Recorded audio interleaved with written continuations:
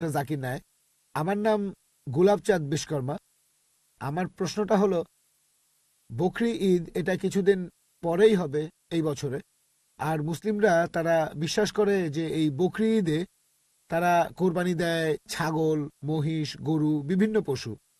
আর ইসলাম ধর্ম অনুযায়ী আহ, ইনসানিয়াত আর মানবতা খুব গুরুত্বপূর্ণ। প্রত্যেক মানুষ দয়া দেখাবে বিভিন্ন পশু পাখির প্রতি আর মানুষের প্রতি, সবার প্রতি তারা দয়া দেখাবে। মুসলিমরা যদি এটা বিশ্বাস করে তাহলে কেন তারা কোরবানি দেয় এই ছাগল, গরু বা মহিষ? বকরি ঈদে কেন এগুলো জবাই করে?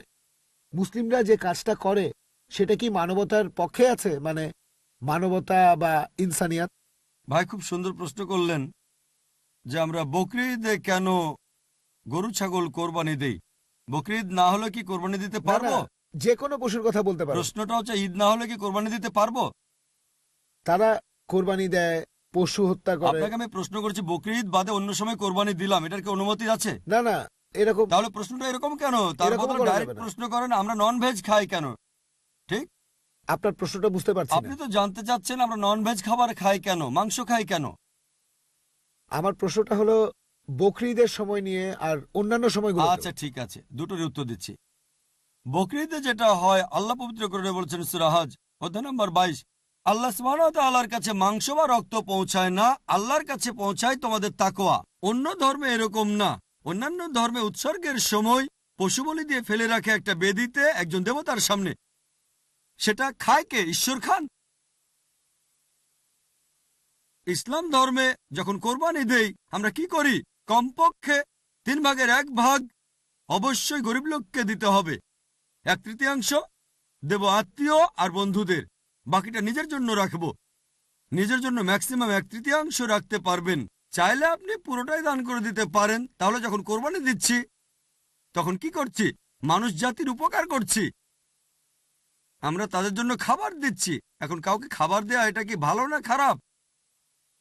খাবার দেয়া যাতে মানুষ উপকার পেতে পারে এটা কি ভালো না খারাপ? ভালো। মানুষের জন্য এটা ভালো না খারাপ? ভালো। তাহলে ইসলাম হচ্ছে মানবতার ধর্ম। আপনি প্রশ্ন করতে পারেন যে প্রাণীদের কেন হত্যা করা হচ্ছে? মানুষের জন্য ভালো, কিন্তু প্রাণীদের জন্য কি হচ্ছে? আর সত্যি বলতে একজন মুসলিম শুধুমাত্র ভেজ খাবার খেয়েও ভালোভাবে ধর্ম পালন করতে পারে। ননভেজ খাওয়া ইসলামের জন্য বাধ্যতামূলক না। তবে আল্লাহ যেহেতু আমাদেরকে অনুমতি দিয়েছেন ননভেজ খেতে, তাহলে আমরা সেটা খাবো না কেন?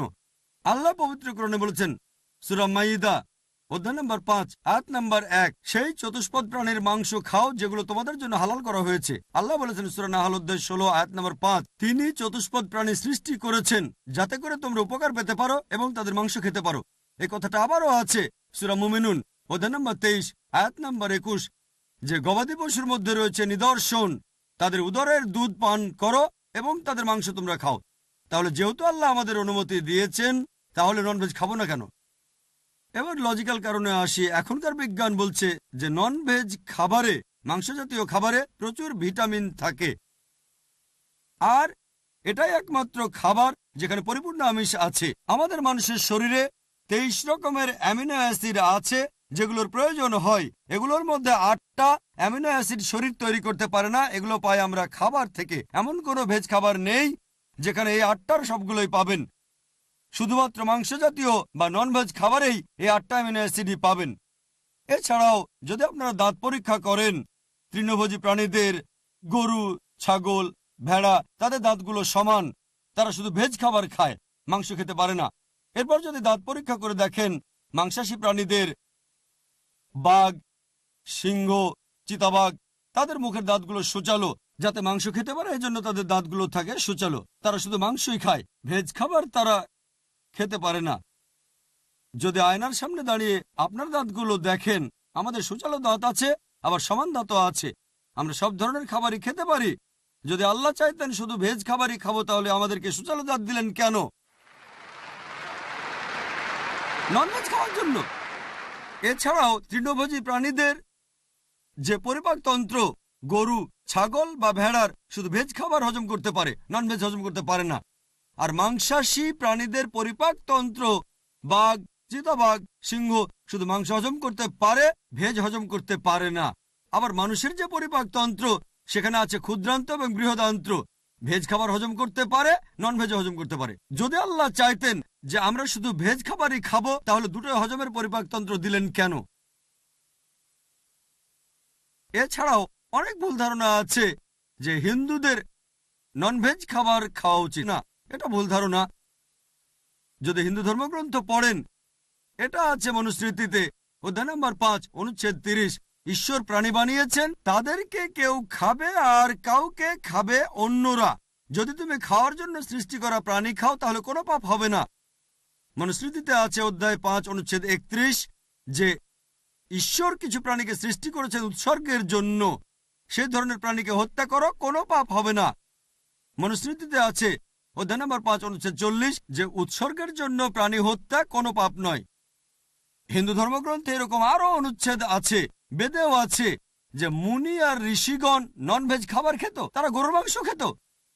মহাভারত পড়লে দেখবেন অনুশাসন পর্ব অধ্যায় নম্বর 88। পাণ্ডবদের গল্পটা তো জানেন। পঞ্চপাণ্ডব 5 ভাই, সবচেয়ে বড় ভাই যুধিষ্ঠির, তিনি ভীষ্মকে জিজ্ঞেস করলেন যজ্ঞের সময় কি উৎসর্গ করব, পূজার সময়, যাতে আমাদের পূর্বপুরুষেরা সন্তুষ্ট হবেন। ভীষ্ম উত্তরে বললেন, যদি তুমি লতাপাতা আর শাকসবজি উৎসর্গ করো তাহলে আমাদের পূর্বপুরুষেরা সন্তুষ্ট থাকবেন 1 মাস। মাছ উৎসর্গ করলে 2 মাস। যদি তুমি মাংস দাও তাহলে 3 মাস। যদি খরগোশ উৎসর্গ করো তাহলে 4 মাস। যদি ছাগল দাও তাহলে 5 মাস। শূকরের মাংস দিলে তখন 6 মাস। যদি পাখির মাংস দাও তাহলে 7 মাস। হরিণের মাংস দিলে 8 মাস। এভাবে তিনি বলে গেলেন। মহিষের মাংস দিলে 11 মাস। যদি গরুর মাংস দাও তাহলে পূর্বপুরুষেরা সন্তুষ্ট থাকবেন পুরো 1 বছর। আর যদি চাও যে পূর্বপুরুষেরা সন্তুষ্ট থাকবেন একেবারে সারা জীবন, তাহলে ছাগলের লালচে মাংস দাও বা গন্ডারের মাংস দাও। এ কথা কে বলেছেন? ভীষ্ম যুধিষ্ঠিরকে। পুরো তালিকা দেওয়া আছে, শাকসবজি, মাছ, খরগোশ, ছাগল, সবকিছু আছে, মহিষ, গরু। তাহলে হিন্দু ধর্মগ্রন্থ বলছে ননভেজ খাওয়ার অনুমতি আছে। হিন্দুরা এখন এগুলো মানে কারণ তাদেরকে প্রভাবিত করছে অন্যান্য ফিলোসফি, যেমন অহিংসা। এখন হিন্দুরাও এটা পালন করে। আর যারা এই অহিংসা নীতি মেনে চলে যে নন ভায়োলেন্স, জীবিত প্রাণীকে হত্যা করা যাবে না, যদি একজন মানুষ কোন রকম প্রাণী হত্যা না করে টিকে থাকতে পারে, আমি সেটার পক্ষে আছি। এখন তারা বলে প্রাণী হত্যা করা এটা খুব বড় পাপ, কারণ এটা হচ্ছে জীবন, জীব হত্যা করা নিষিদ্ধ। এখন বিজ্ঞান উন্নত হয়েছে আর আমরা জানতে পেরেছি যে গাছপালারও জীবন আছে। তাহলে ভেজ খাবার খেলেও তো জীব হত্যা করছেন। তখন যুক্তি বদলায়, ঠিক আছে আমরা মানছি যে গাছপালারও জীবন আছে, তবে ব্যথা অনুভব করতে পারে না। তাহলে একটা গাছকে হত্যা করা প্রাণী হত্যার চেয়ে কম গুরুতর পাপ। আচ্ছা, তর্কের খাতিরে মানলাম, কিন্তু এখন বিজ্ঞান বলছে আমরা মানুষরা যে শব্দ শুনতে পাই তার কম্পনাঙ্ক 20 সাইকেল পার সেকেন্ড থেকে 20,000 সাইকেল পার সেকেন্ড। এর নিচে বা উপরে হলে আমরা শুনতে পাই না। বর্তমানের বিজ্ঞান বলে যে গাছপালা কান্নাকাটিও করে, কিন্তু সেটা মানুষ শুনতে পায় না। আমেরিকার এক কৃষক একটা যন্ত্র বানিয়েছেন যেটা দিয়ে গাছের কান্না মানুষ শুনতে পাবে আর জানতে পারবে কখন গাছের পানি লাগবে। তখন হয়তো বলবেন, আচ্ছা ঠিক আছে, মানলাম যে গাছপালা যন্ত্রণা অনুভব করতে পারে, তবে এদের 2 বা 3টা ইন্দ্রিয় কম আছে, তাই গাছপালা হত্যা করা কম গুরুতর পাপ পশু পাখি হত্যার চেয়ে তাদের ইন্দ্রিয় 5টা। আচ্ছা, তর্কের খাতিরে এটাও মানলাম যে গাছপালা 2টো ইন্দ্রিয় কম থাকে পশু পাখির চেয়ে। আপনাদের একটা প্রশ্ন করি, যে ধরেন আপনার ভাই, আল্লাহ না করুন, ধরেন সে জন্মালো বোবা আর কালা হয়ে, আর বড় হওয়ার পরে তাকে কেউ মেরে ফেললো, তখন কি জজের কাছে গিয়ে বলবেন, মাই লর্ড, এই খুনিকে কম শাস্তি দেন কারণ আমার ভাই ছিল বোবা আর কালা? এভাবে বলবেন? আপনি জজকে বলবেন তাকে বড় শাস্তি দেন, আমার ভাই ছিল মাসুম, সে শুনতো না, বলতে পারতো না। তাই ইসলাম ধর্মে এমন না যে 2টো ইন্দ্রিয় কম বা 2টো বেশি। আল্লাহ পবিত্র কোরআনে বলেছেন সূরা বাকারা অধ্যায় 2 আয়াত 168, তোমরা বৈধ আর পবিত্র খাদ্যবস্তু থেকে আহার করো, যেটা ভালো পবিত্র সেটা খেতে পারেন। আর এছাড়াও যদি অমুসলিমরা তারা ননভেজ খাবার খেতে না চায়, আমার কোনো সমস্যা নেই, আপত্তিও নেই। শুধুমাত্র যখন বলছেন এটা পাপ, মানবতার বিরুদ্ধে, তখন আমি উত্তর দিচ্ছি। এমনিতে অমুসলিমরা ভেজ খাবার খেলে সেটা আমার জন্য ভালো। যদি সব অমুসলিম নন ভেজ খাওয়া শুরু করে দেয় তাহলে গরু ছাগলের মাংসের দাম বেড়ে যাবে। তাই ব্যক্তিগতভাবে আমার আপত্তি নেই।